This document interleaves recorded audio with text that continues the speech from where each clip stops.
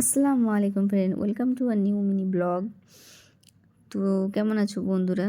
দেখো এই আঙ্কেলগুলো চা গাছ দিয়ে কিছু কিছু শোপিস বানাচ্ছে। কিছু না, সরি, অনেক কিছু বানিয়েছে। ডাইনিং টেবিল, চেয়ার, টুল, এমন ড্রেসিং টেবিল।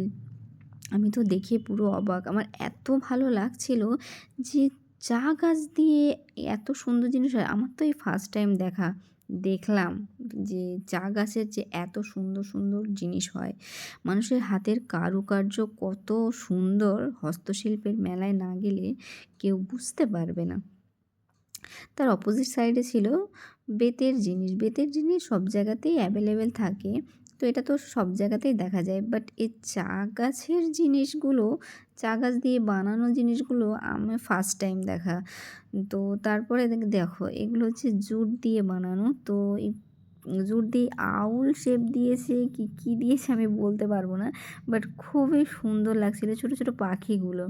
তারপরে ক্লে দিয়ে তৈরি করে এগুলো। বাট ফ্রেন্ডস, এই গাছটা কী দিয়ে বানানো তোমরা প্লিজ কমেন্ট করো। Thank you for watching.